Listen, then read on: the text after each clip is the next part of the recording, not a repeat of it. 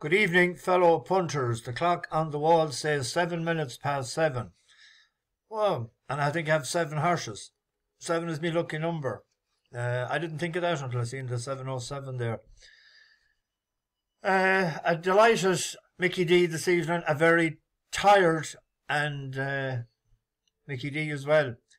I went for a gallon last night, but the only thing is I had the gallon in one pub and I couldn't pass the other pub then before I went home. So I don't know. I made a fair attempt at having another gallon in that one. I've no idea what time I got home at. Absolutely no idea. Somebody might. There was a couple of bus passengers there, so they might tell me in time. Although I don't know. No, don't tell me. I slaughtered the traps today, and then I had no power for a couple of hours. I was in the dark here. I had to go looking for candles. That's a long time ago since I had to do that. So that's why I'm a bit later. But just power was back to see Scriptwriter winning the 6 o'clock. So that was our third winner of the day after fine casting. He won well. I don't know what happened the last day because and he went off odds on. I had a bigger bet on him the last day, but I got my money back in a bit with it today. And Apple Rock, third time winning for us. That would drifted out to 13-2. And it was late money for it, so the one that was second went 1 to 500 after the last. So, but what an effort from horse and jockey to get it up on the line. Tremendous tenacity, I must say. You probably could hear the bus passengers willing him home. And then the other horse, the ex-Irish one. Back to 2 mile, I'd say. It threatened coming at the 2 mile pole, but it didn't stay. But we might get that again. But not too bad. We had a winning day. I just had a quick browse through the comments, but I didn't answer any back because I had no time.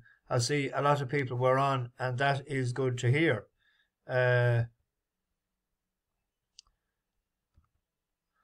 We'll have a quick look at the finish again of Rob Hornby.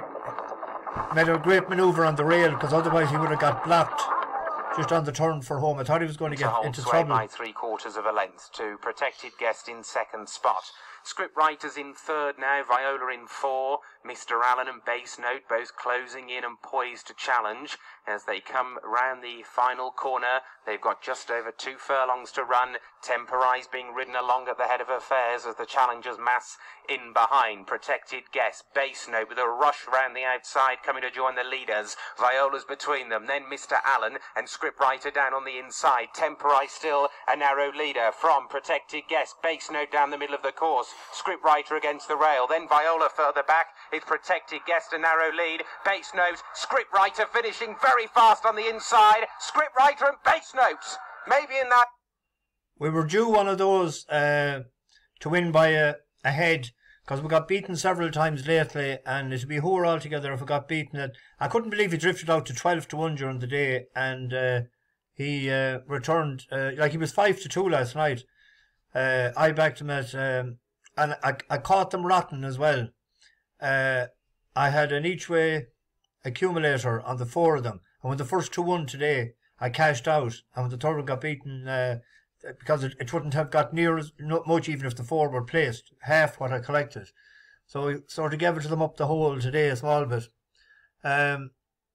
Tomorrow, I have an each-way lucky 15 with horse. I was trying to get horses that hopefully the 4 of them would get placed if because it's tricky on a Saturday. So we'll start with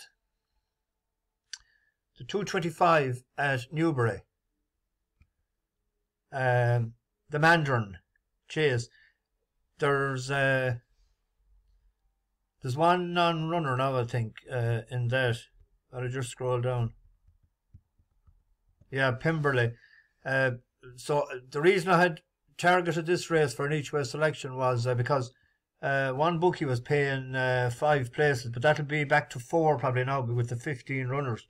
But the other ones, it'll be all 4 now. And I thought Undersupervision, the top weight, he's only a 6er now. He's carrying a big weight, but he won the Grimthorpe.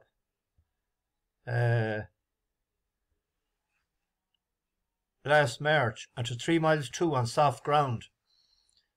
And I thought he'd done it well. And he had a nice run back the last day.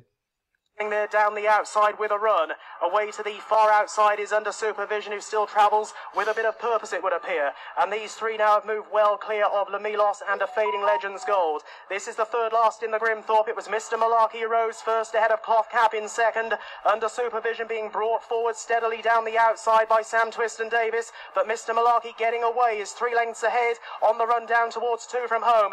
Mr. Malarkey from Under Supervision. Mr. Malarkey over it just ahead to Under Supervision. Cloth Cap is backing third and needs a gear change as now Under Supervision is produced down the outside to join Mr. Malarkey on the approach to the 19th and final fence. These two are going to fight out the Grimthorpe chase. At the last, Under Supervision lands ahead to in second position Mr. Malarkey, who's now got some company and he's trying hard to fight back. They're 20 lengths ahead of Cloth Cap in third. 150 yards to go. All action in front now. Sam Twist and Davis on Under Supervision. He's brought this horse with a steady run through the field to time it right and win the Grimthorpe.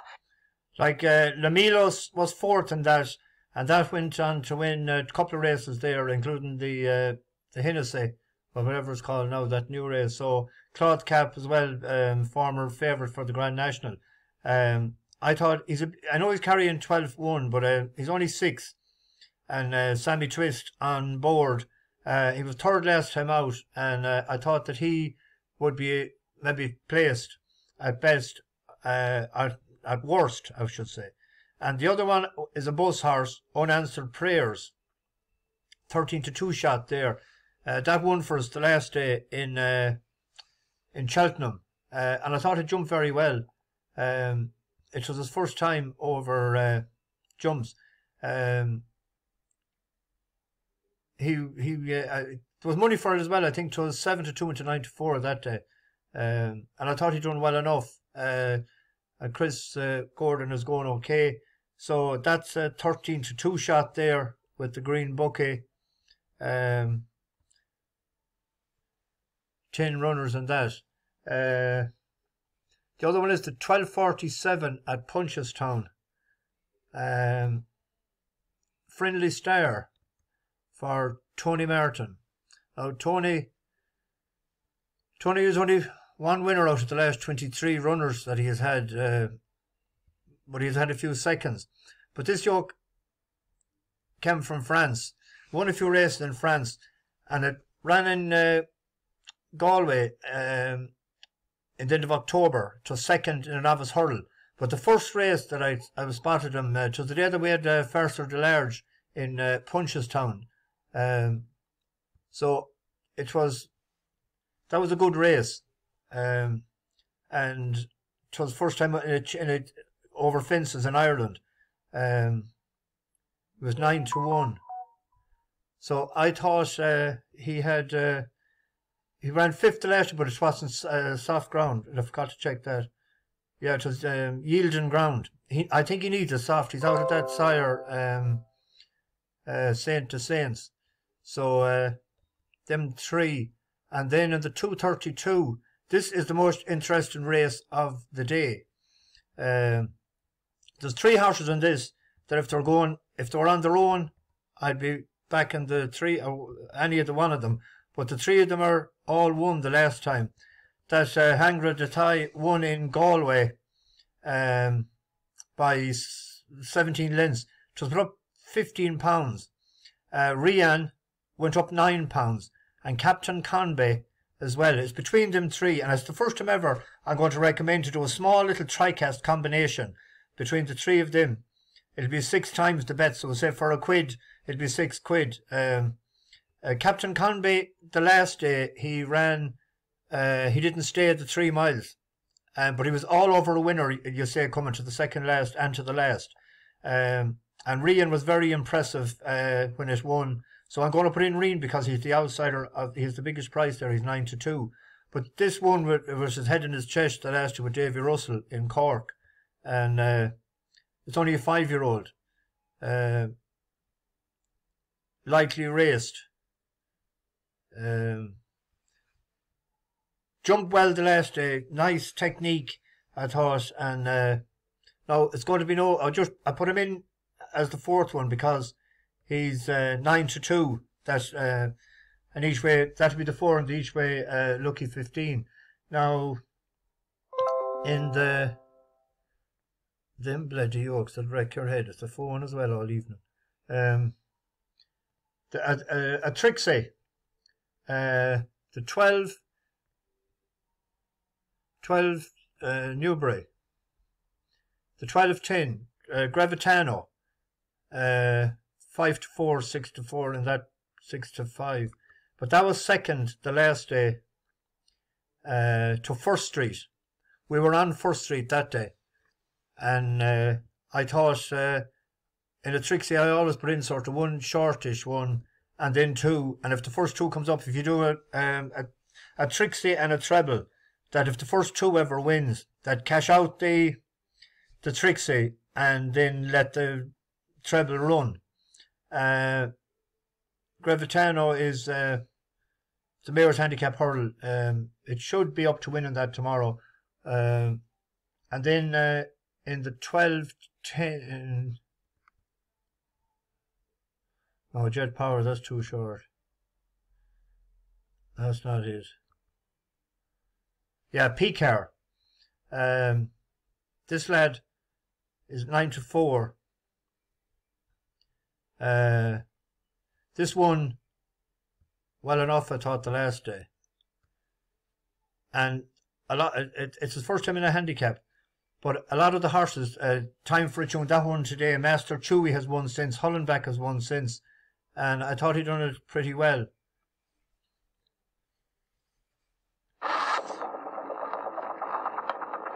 This was over 2 miles as well, and the step up and trip, I think, goal Chevron, and also making a move as well as Leaper K on the inside. Oscillator is weak, and a bad mistake there by Leaper K at the third last, just when he was beginning to make some progress. But Master Chewy, who looked really fit beforehand, he's making his bid for glory here. He just kicked on a bit.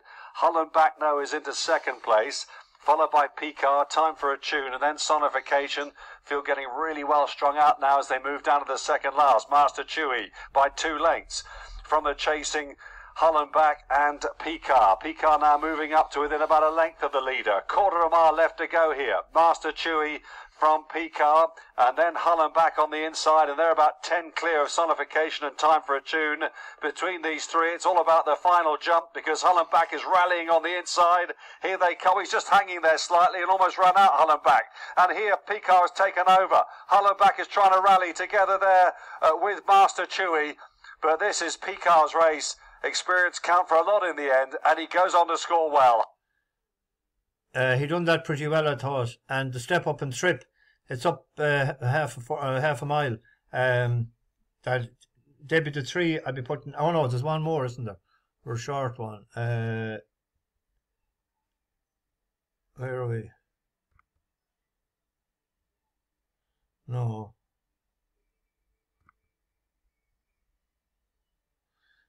Yeah, Run for Oscar. He opened up 7-2. He's into 6-4 now, and 9-4. The last time we seen this was in a for Tim's qualifier in Haydock, wasn't it?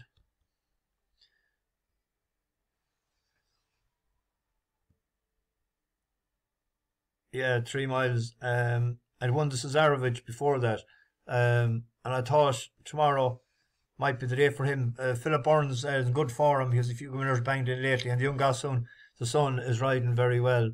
So that's the ones. I'd have a win bet on Pikar, I think. I'll write them up in the description in a bit, and when I get the price and that. So newcomers on the bus. I have 20 seconds.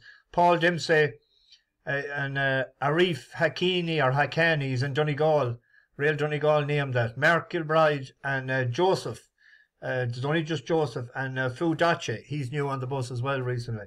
There's a few more that I've missed probably in the last day or that, but I'll get them and I'll give you a welcome. Anyway, bash the bookies over and out. I'll be back tomorrow evening. There's a couple of bus horses out on Sunday.